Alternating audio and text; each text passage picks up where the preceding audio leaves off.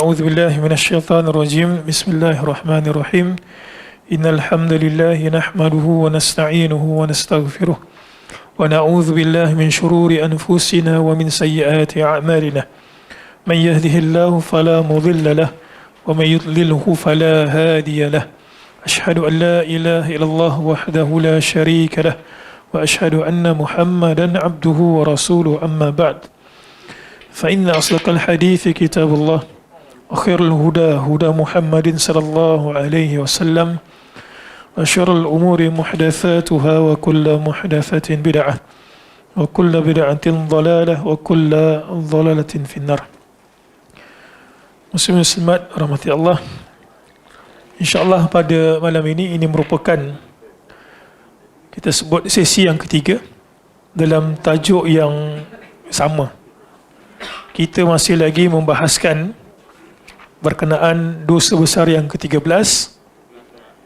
pemimpin yang khianat, zalim dan bertindak sewenang-wenang terhadap rakyatnya.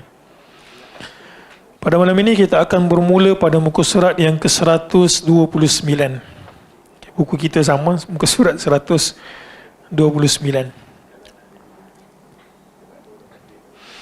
Nabi SAW bersabda, kita terus pergi kepada riwayat yang kedua pada muka surat tersebut. Syiraru a'immatikum alladhi tubghidunahum wa yubghidunakum wa tal'anunahum wa yal'anunakum. Qalu ya Rasulullah afala nunabidhuhum? Faqala la ma aqamu fikumus salah. Baik, pada hadis ini Nabi SAW menyebutkan berkenaan dengan pemimpin yang buruk. Sebenarnya kalau kita semak hadis pada riwayat Muslim ini, yang dinukilkan pada buku ini sebenarnya terkerat. Dia ada permulaan bagi hadis ini sebelum riwayat ini Nabi SAW sebutkan. Riwayat ini sebenarnya bermula pada Sahih Muslim. Khiyaru a'immatikum alladhi tuhibbunahum wa yuhibbunakum. Nabi SAW sebut sebaik-baik pemimpin di kalangan kamu adalah yang kamu suka kat dia dan juga dia suka kat kamu. Maksudnya dia sayang kat kamu, dia rahmati kamu. Disebabkan itu kamu pun balas kasihnya, sayangnya dan juga cintanya. Wa tusalluna alaihim wa yusalluna alaikum. Lantas disebabkan perasaan cinta kamu, biasa orang bercinta ni, muslim-muslimat, dia penuh dengan kata-kata manis. Di antara kata-kata manis adalah berupa doa. Jadi Nabi SAW sebut, sebab baik pemimpin adalah kamu suka kat dia, dia pun sayang kat kamu. Menyebabkan apa? Kamu mendoakan untuk dia, dan dalam masa yang sama, dia juga mendoakan untuk kamu. Akhirnya setelah daripada itu, barulah Nabi SAW sebut kat sini, syiraru a'immatikum alladhi tubghidunahum wa yubghidunakum. Dan seburuk-buruk pemimpin kamu. Muslimat, kita dah berkali-kali sebut pemimpin yang Al-Imam Az-Zahabi bawa dalam kitab beliau ini terbahagi kepada dua. Ada yang berupa khalifah, ada yang berbentuk pemimpin secara umum, bos di pejabat, pengetua di sekolah, ketua jabatan dan sebagainya. Maka apakah hadis ini terpakai kepada mereka secara umumnya? Ya, hadis ini terpakai kepada mereka secara umumnya. Pernah tak kita jumpa rakan sekerja kita marah dekat bos ataupun tak suka kat bos, hari-hari perkataannya mencarut? Saya sendiri pernah berjumpa dengan keadaan seperti itu. Maka kalau situasi itu berlaku, ketahuilah suasana di tempat kerja seperti itu sebenarnya tidak bagus. Dan kesan daripada kamu tak suka kat dia dan juga dia itu tak suka kamu, Nabi SAW sebut pada riwayat ini apa dia? Wa tal'anunahum wa yal'anunakum. Hadis ini muslim-muslimat bukanlah maksudnya Nabi mengizinkan kita untuk memaki dan juga mencarut. Tak. Tapi pada hadis ini Nabi SAW beritahu, biasanya kalau kebencian di antara orang atasan dan juga orang bawahan itu berlaku, maka kata-kata kesat dan juga kasar juga akan terkeluar daripada mulut kedua-duanya. bos dan juga pekerja bawahan. Mungkin tidak berlaku secara berdepan sebab orang bawahan takut dikurangkan markah atau SKT, sasaran kerja tahunan, tak mencapai sasaran, tak naik pangkat. Kalau kontrak mungkin diberhentikan, tapi dia berlaku dekat belakang. Baik. Kemudian sahabat beritahu, kalau situasi ini berlaku kepada pemimpin kaum muslimin, qalu ya Rasulullah afala nunabidhuhum. Sahabat tanya, kalau lah teruk begitu sampai memaki, tak ada kasih sayang di antara orang atasan dan juga orang bawahan, sahabat tanya, wahai Rasulullah, boleh tak kami menentang mereka? Hadis ini juga dijadikan dalil ataupun sandaran kita diharamkan untuk memberontak pemimpin. Apa maksud memberontak? Menunjukkan ketidakpuasan hati dengan cara yang tidak syar'i, mengangkat senjata contohnya. Maka itu Nabi SAW larang. Qala la, Nabi kata tak boleh. Ma qamu fikum as-salah, selagi mana kamu nampak pemimpin kamu itu masih lagi mendirikan sembahyang. Seburuk-buruk mana dia pun, kalau dia masih lagi sembahyang, maka Nabi mengharamkan untuk dia itu dijatuhkan dengan cara pemberontakan. Muslim-muslim rahmati Allah sekalian, hadis ini ada dua pengajaran yang besar.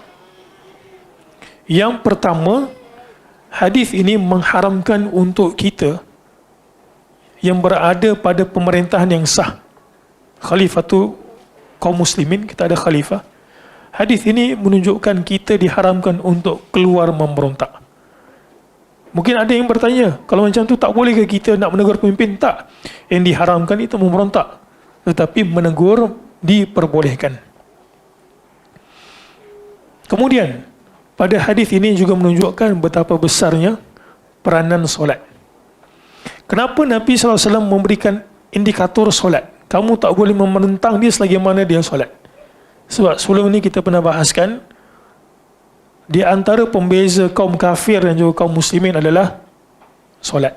Jadi kalau dia tak solat, maka secara terang-terang dia itu adalah terdiri bukan daripada kaum muslimin, kafir maksudnya.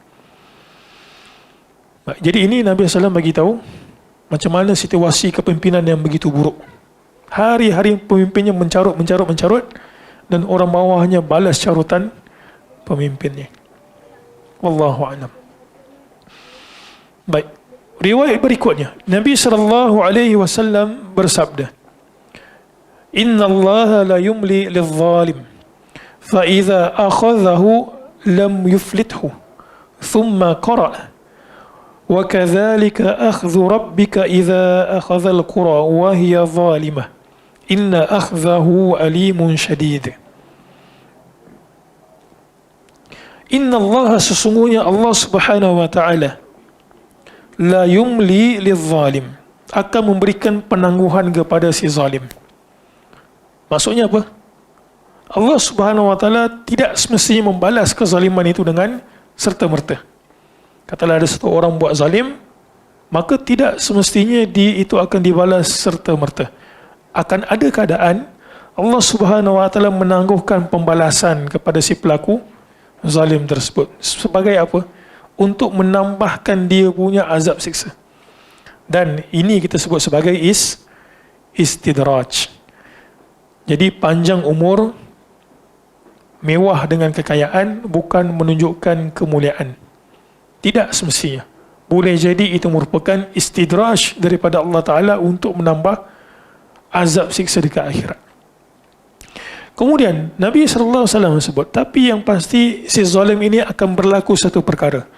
فَإِذَا أَخَذَهُ لَمْ يُفْلِتْهُ, tetapi bila Allah Subhanahu wa ta'ala balas, tarik nyawanya, maka dia sekali-kali tidak akan terlepas. Kemudian Nabi SAW membacakan sepotong ayat daripada surah Hud. وَكَذَلِكَ أَخْذُ رَبِّكَ, demikian itu.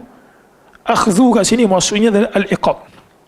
Akhdhu kat sini maksudnya adalah al-iqab. Kadang kita sebut akhdhu itu maksudnya mengambil, tapi pada ayat ini maksudnya demikian iqab ataupun balasan Tuhanmu idza akhadhal qura, bila dia mengazab penduduk satu negeri, wahia zalimah, sedangkan penduduk negeri itu melakukan kezaliman, inna akhzahu alimun syadid, sesungguhnya azab siksa Allah itu maha pedih.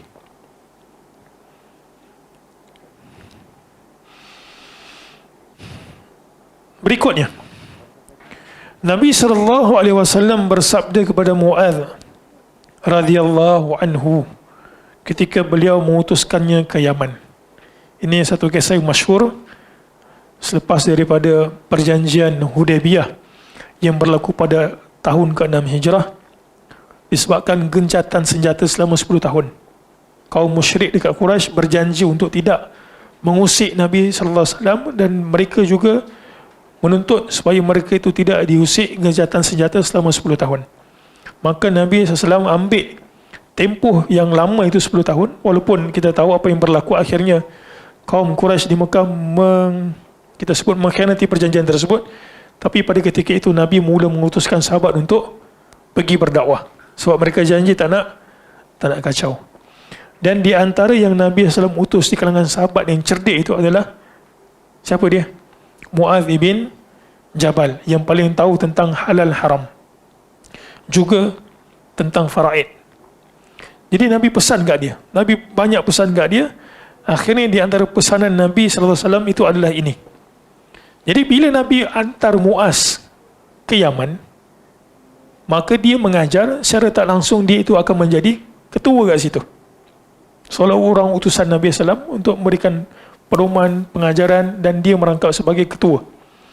Maka Nabi pesan kat dia, iyyaka wa kara'ima amwalihim wattaqi da'watal mazlum fa innahu laysa bainaha wa bainallahi hijab. Sebenarnya muslimat, sebelum perkataan Nabi ini, Nabi SAW sebut dekat Mu'adz bin Jabal, fa akhbirhum, wahai Mu'adz, khabarkan kepada mereka. Mereka itu siapa? Penduduk Yaman.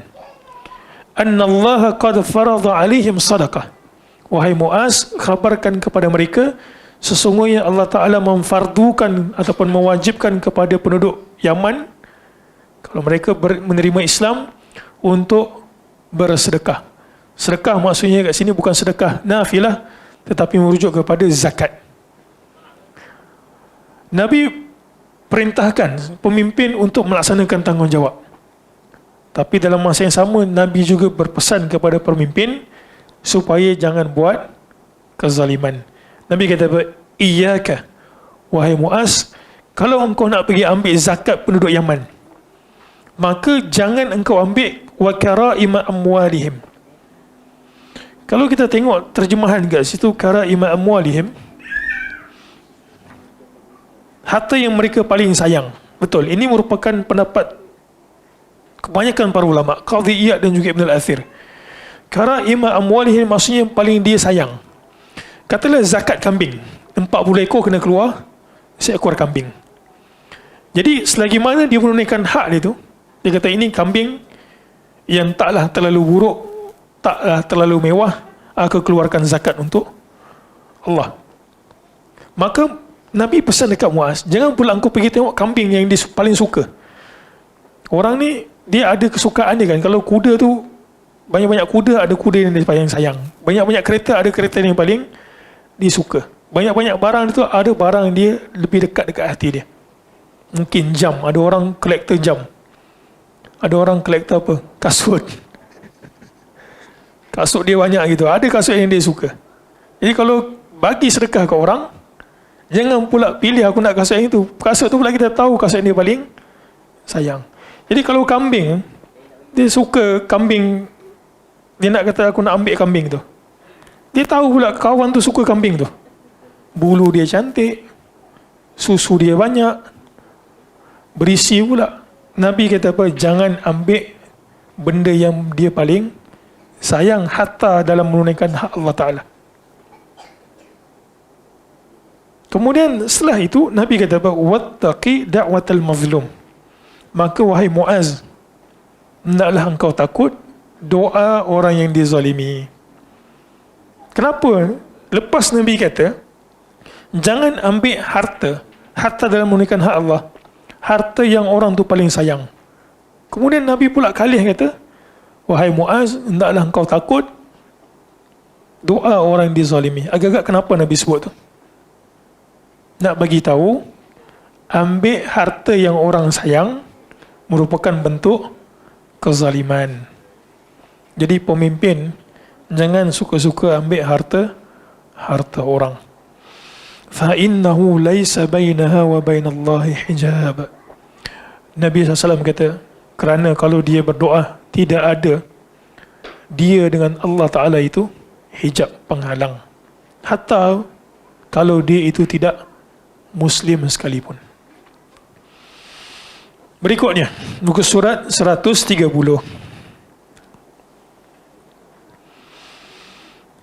Nabi SAW bersabda, Inna syarrar ri'ai al-hutamah. Sesungguhnya seburuk-buruk ataupun sejelek-jelek pemimpin adalah yang al-hutamah. Hutamah di sini para ulama menyebutkan alladhi yahtimun nas, yang menyusahkan manusia, yang bengis kepada manusia dan juga menzalimi manusia. Itu maksudnya ar-ri'ail hutamah, ataupun kita boleh sebut pemimpin yang jahat.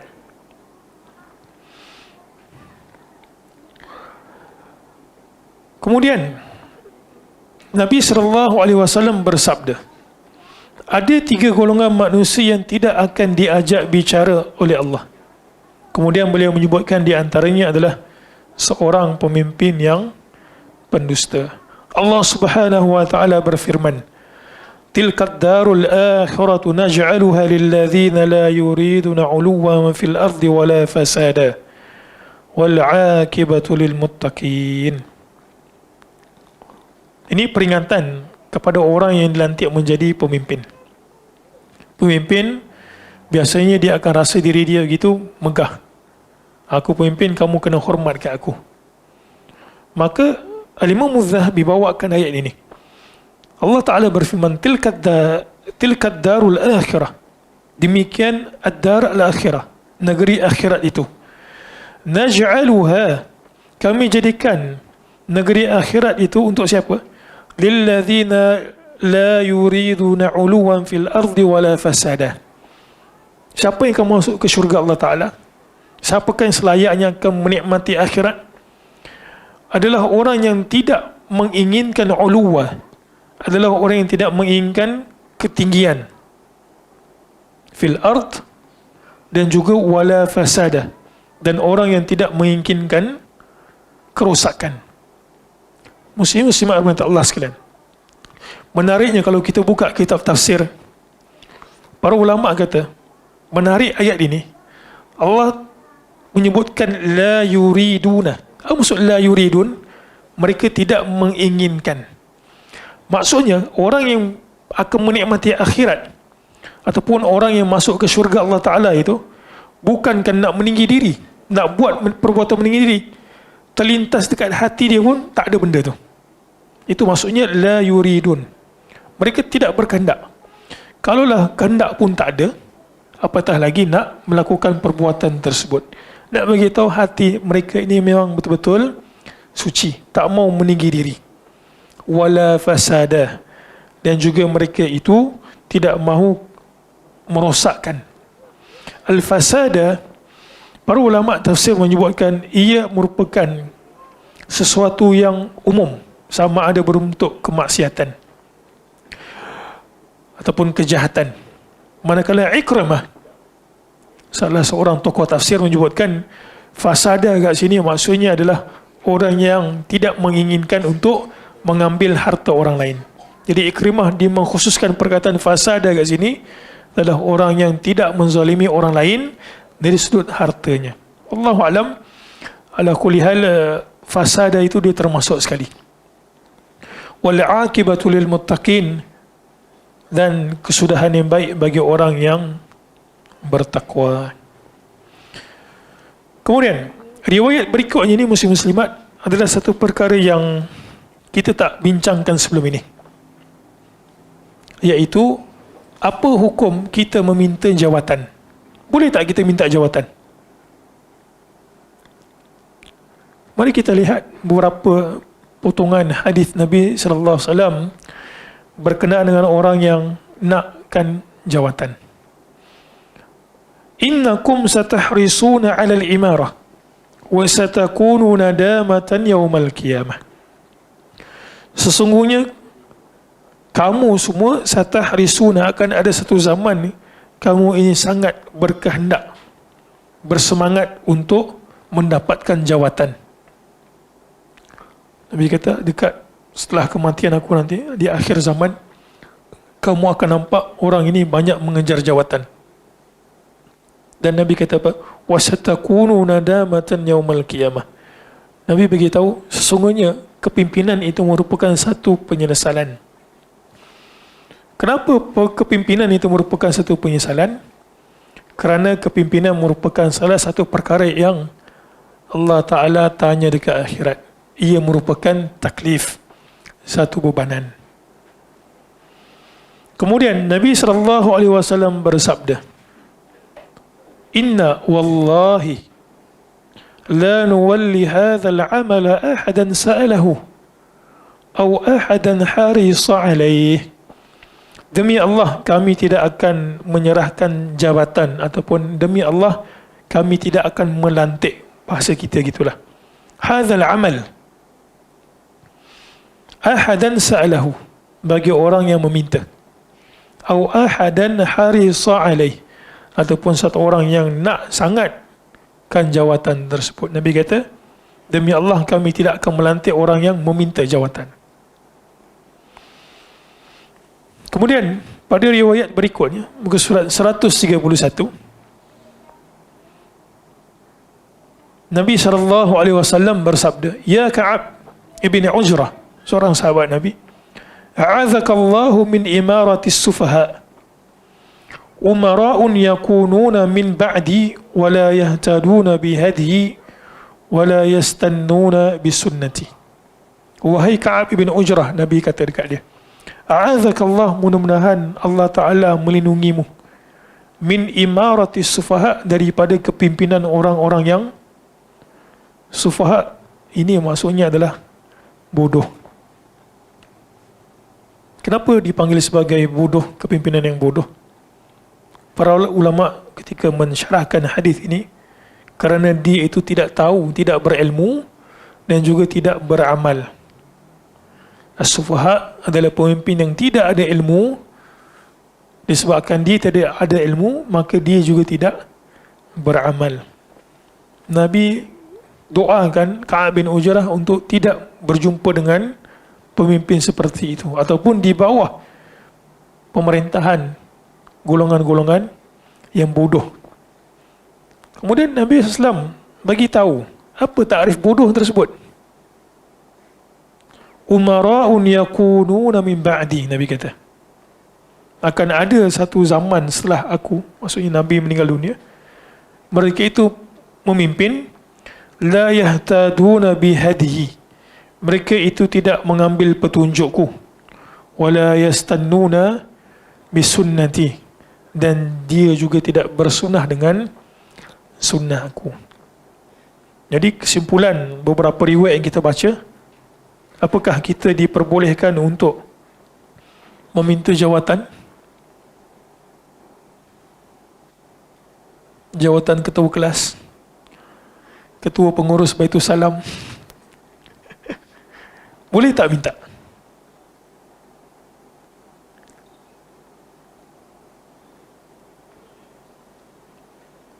Jadi maksudnya orang politik yang pergi mencalonkan dirinya sendiri itu semuanya termasuk dalam larangan ini ke? Muslimat rahmat Allah sekalian, kalau kita buka surah Yusuf ayat ke-55, kalau kita buka surah Yusuf ayat ke-55, apa yang ada pada ayat tersebut?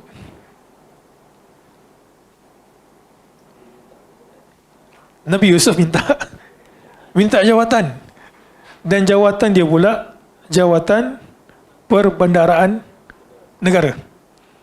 Yusuf AS kata, Qala ja'alni ala khazainil ard Dia kata, jadikan aku khazain. Khazain ini maksudnya khazanah kita sebutkan, sebagai yang menjawat jawatan perbandaraan al-ard, negara lah kita sebut. Kemudian Yusuf AS di penghujung ayat tersebut kata apa? Inni la hafizun alim. Aku ini hafiz, pandai menjaga, dan juga aku ini ada alim, ilmu, jawatan, tahu, ada pengetahuan. Jadi apakah ayat Quran ini bertentangan dengan hadis ini?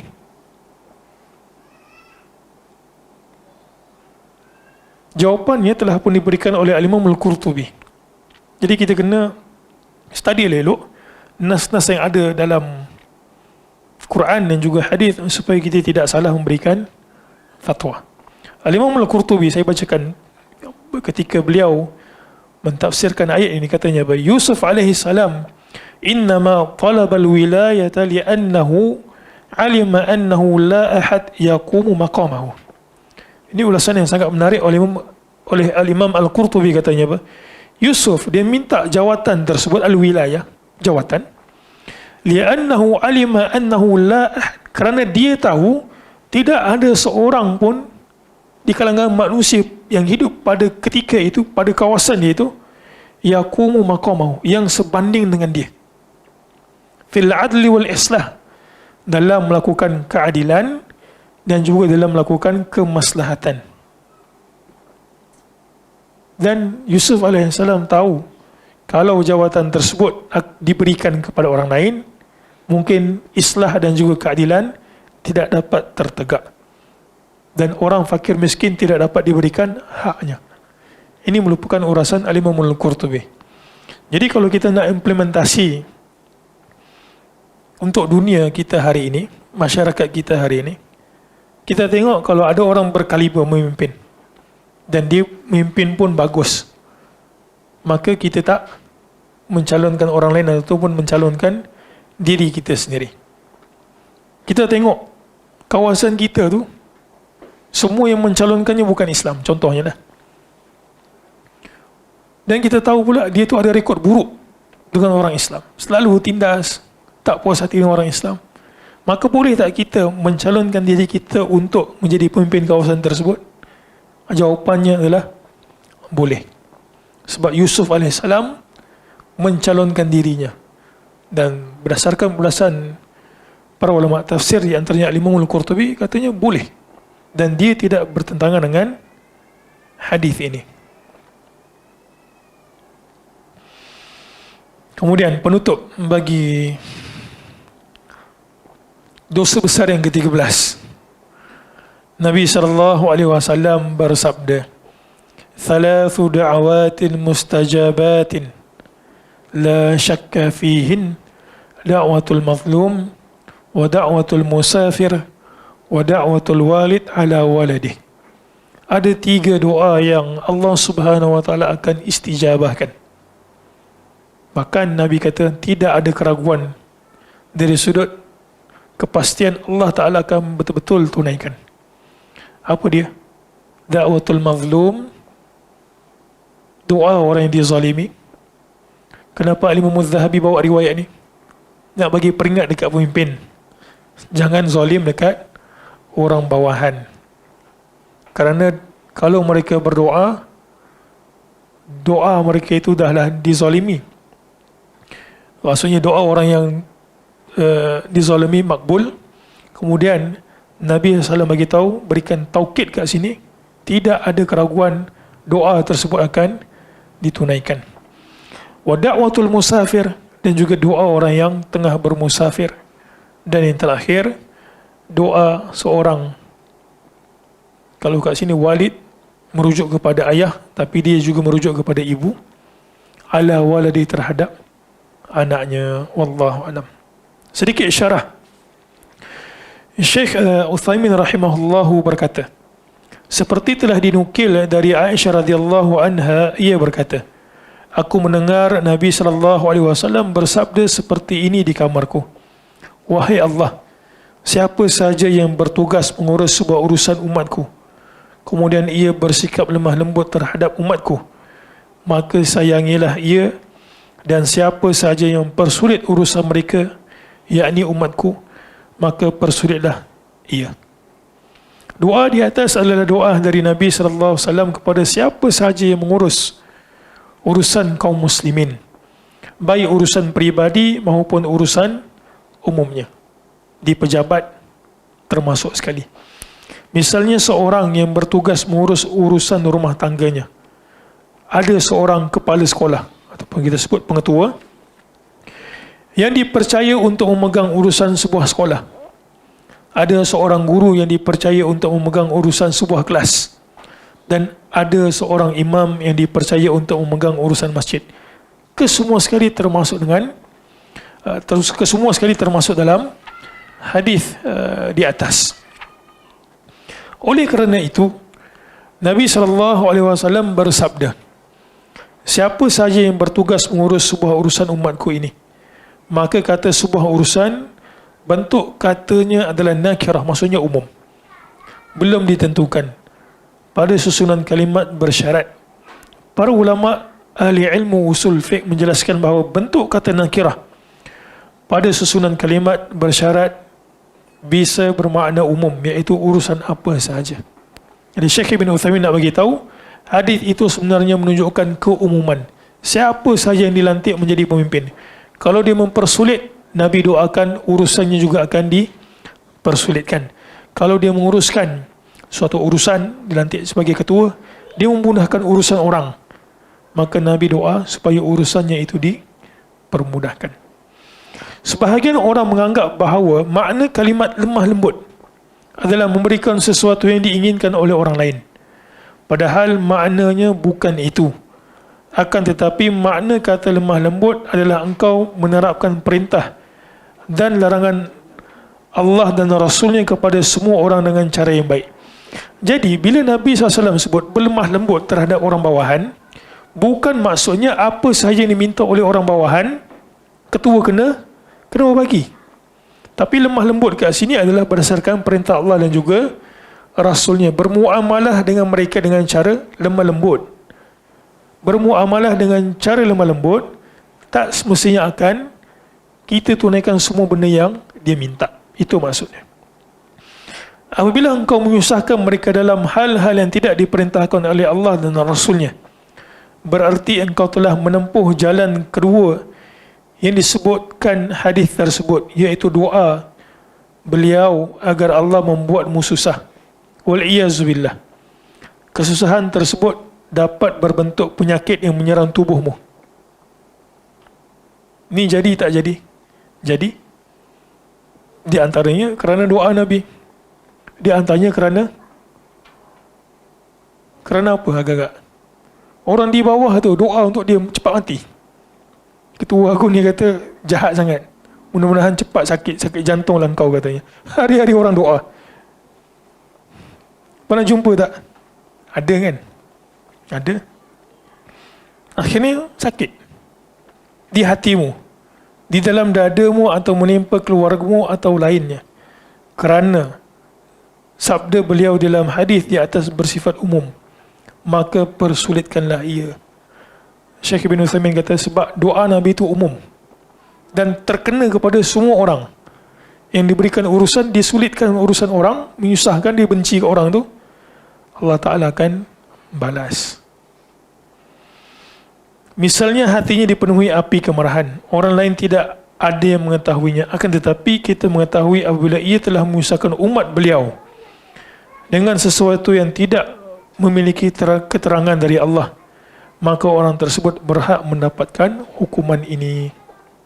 Wallahu a'lam.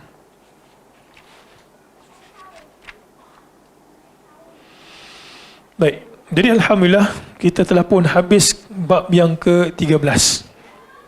Kita masuk ke bab yang ke-14. Bab yang ke-14, dosa besar yang ke-14 adalah meminum khamar. Khamar itu apa dia? Arak. Walaupun dengan kadar tidak memabukkan. Muslimin subhanahu wa ta'ala Allah sekalian, al-khamru adalah kata umum.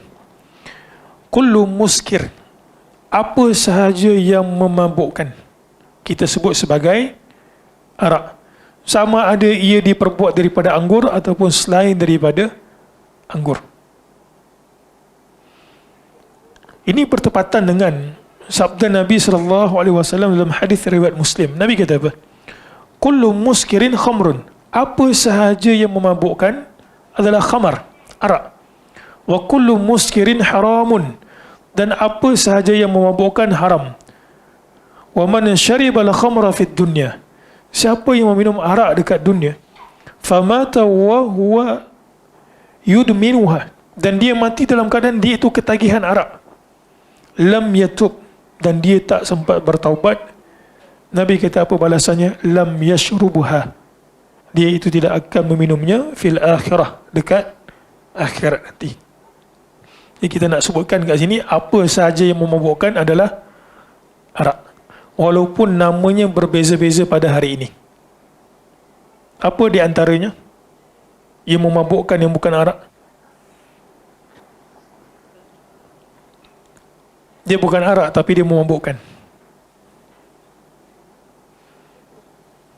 Ketum mabuk Ada student tanya. Dia kata, Ustaz, saya naik kereta saya mabuk. Haram tak saya naik kereta? Dia naik kereta dia mabuk. Dia naik kereta api dia mabuk. Dia naik kapal terbang dia mabuk.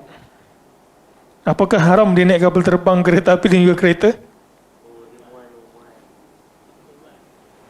Macam mana?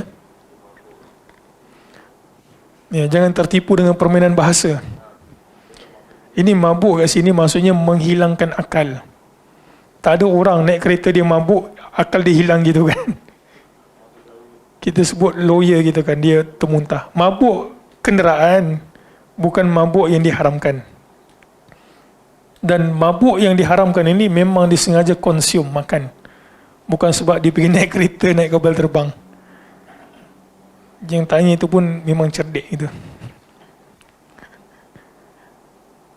Baik. Jadi apa sahaja yang memabukkan.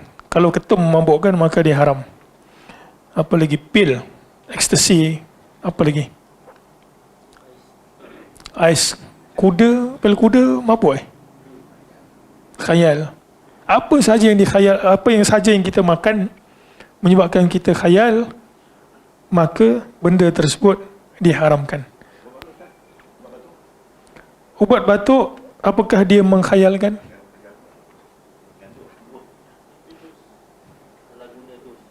Kalau salah guna tu cerita lain. Salah guna cerita lain. Baik. Katalah orang tu dia minum arak tapi dia tak mabuk. Arak cak ayam. Apakah dia boleh minum? Baru-baru ni viral issue. Yang klepot-klepot tu kan. Orang kita ni pantang, viral je nak pergi. Dia masukkan arak sedikit dekat klepot tu. Orang katalah, kita cuma baca berita. Kalau berita tu sahih lah. Dia masukkan arak. Tak halal. Agak-agak orang yang makan nasi tu, dia mabuk tak? Tak mabuk. Buktinya elok je bawa kereta kan. Dia tak mabuk apa pun.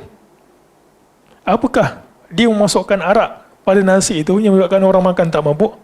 Halal?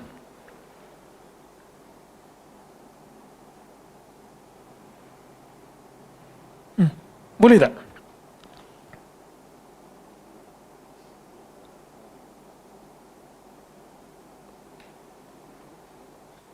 Boleh. Jawapannya adalah tetap tak boleh, hatta walaupun setitik. Ini berdasarkan sabda Nabi sallallahu alaihi wasallam, apa sahaja yang memabukkan sedikit, apa sahaja yang memabukkan jika diminum banyak, maka sedikitnya juga adalah diharamkan. Baik. Dekat botol minuman yang kita minum air gas. Mungkin kat sini semua dah pantang kot Semua jaga kesihatan. Minum air gas. Air gas tu ada tak alkohol dia?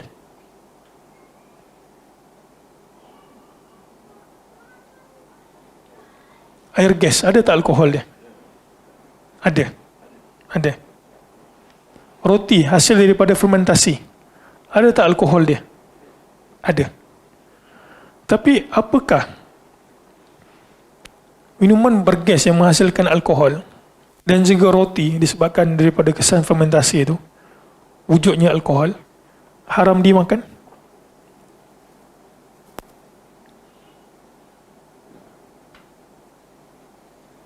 Jawapannya adalah tidak. Jadi apa beza yang klepot tadi itu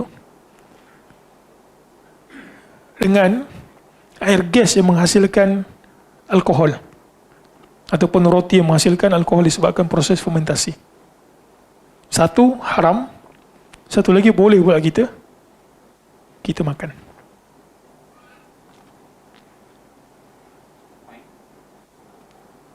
Tapai menghasilkan alkohol.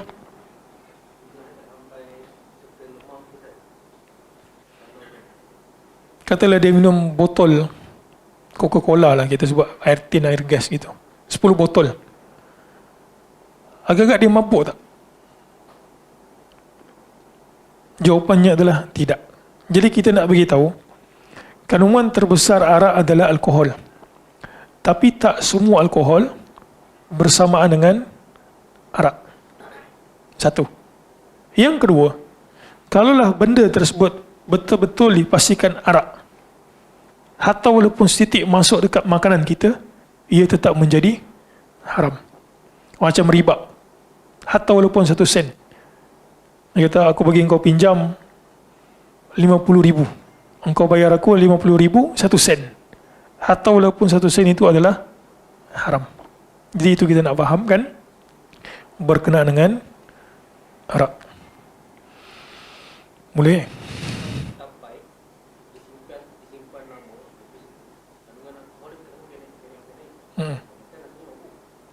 Kalau makan mabuk, maka pada ketika itu kita berpegang kepada hadis itu, kullu muskirin khamrun wa kullu muskirin haram. Setiap yang memabukkan itu adalah arak dan setiap yang memabukkan adalah haram. Dia bukan semestinya certain amount, kita tambah, akhirnya kita mabuk, tak. Contoh macam botol, saya tak ingat dah berapa kandungan alkohol yang ada pada botol minuman bergas itu. Katalah certain amount. Kalau kita minum 10 botol pun, kita tak tambah 0.1, akhirnya kita mabuk, benda tu tak. Dia bukan seperti itu. Tapi dia memang ain barang itu sendiri ataupun ain makanan itu sendiri memang telah pun mencapai darjat memabukkan. Jadi kita tak tambah gitu.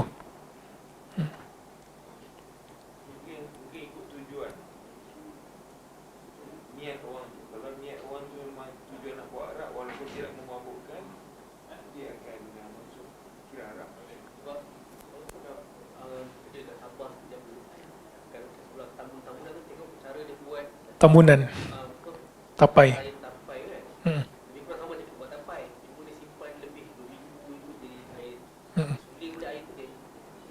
Tapai dekat Sabah lain dengan tapai kat sini. Kalau minta tapai dekat Sabah tu maksudnya tempayan besar tu dia tebuk minum. Itu memang betul-betul arak. Itu bukan tapai yang kita makan macam kat Semenanjung. Kemudian dia tutup. Ya, itu memang betul-betul arak. Wallahu a'lam. Baik, kita bacakan sepotong 2 ayat Quran sebelum kita tutup. Al-Imam Az-Zahabi bawakan 2 ayat Al-Quran berkenaan dengan pengharaman arak. Tapi sebenarnya arak diharamkan pada zaman Nabi sallallahu alaihi wasallam itu secara berperingkat. Secara 3 peringkat. Peringkat yang pertama, dikatakan ayat ini turun kepada Umar radhiyallahu an. Umar tanya kat Nabi. Dia kata, "Ya Rasul, terangkan kami berhukum berkenaan dengan arak." So Umar tak puas hati, orang mabuk sana sini masih lagi tak ada hukum. Jadi kata, "Wahai Rasul, terangkan hukum arak." Dan pada ketika itu tidak ada ayat berkenaan dengan pengharaman arak. Akhirnya Allah Subhanahu wa taala disebabkan pertanyaan Umar itu menurunkan ayat pada surah Al-Baqarah 219. Yas'alunaka 'anil khamri wal maisir. Wahai Muhammad sallallahu alaihi wasallam, mereka bertanya kepadamu berkenaan dengan khamr, arak dan juga judi. Judi ni kita akan mungkin bahas pada sesi yang akan datang, sebab judi ada dua bentuk yang Imam Malik sebut. Qul fihima ithmun kabir. Allah Ta'ala beritahu, katakan pada keduanya, apa dia? Judi dan juga arak, ithmun kabir, dosa yang besar. Pada ketika ini, arak masih lagi tidak diharamkan. Kalau kita tengok sejarah dunia muslim-muslimat, ada tak mana-mana tamadun yang dia tidak ada arak? China ada arak, India ada arak. Bahkan kita baca berita, mereka cuba buat arak sendiri, akhirnya meninggal gitu kan. Apa? Arab ada arak. Jadi dia merupakan satu gejala masyarakat ataupun kita sebut apa, masalah sosial yang berlaku pada semua masyarakat. Jadi hikmahnya Allah Subhanahu wa taala mengharamkan secara berperingkat. Selepas daripada itu, orang mula minum arak, masih lagi minum arak, sampaikan satu kejadian berlaku, sahabat tersebut minum arak dan dia mengimamkan orang solat. Macam qul ya ayyuhal kafirun. Kan ada dua ayat tu yang kadang-kadang orang baca sampai ke sudah. La a'budu ma ta'budun wa la antum a'biduna ma a'bud. Ulang-ulang sampai tak tahulah mana penghujungnya. Salah baca. Akhirnya Allah Subhanahu wa taala turunkan, ya ayyuhallazina amanu la taqrabus salata wa antum sukara. Wahai orang beriman, jangan kamu menghampiri solat kalau kamu mabuk. Maksudnya boleh minum tak? Masih lagi boleh minum, tapi kalau nak solat, jangan minum dulu. Akhirnya setelah daripada itu, barulah Allah Subhanahu wa taala menurunkan ayat di bawah itu, ya ayyuhallazina amanu innamal khamru wal maisir wal ansab wal azlam rijsun min amali syaitan fajtanibuhu la'allakum tuflihun. Akhirnya barulah arak itu diharamkan secara total. Jadi ini merupakan hikmah Allah Subhanahu wa taala, tahu arak ini merupakan salah satu benda yang merosakkan masyarakat dan dia mendarah daging. Oleh sebab itu Allah Taala mengharamkannya secara berperingkat. InsyaAllah perbahasan berkenaan dengan dosa arak kita akan sambung pada sesi akan datang. Subhanakallahumma wa bihamdik, asyhadu an la ilaha illa anta, astaghfiruka wa atubu ilaik. Assalamualaikum warahmatullahi wabarakatuh.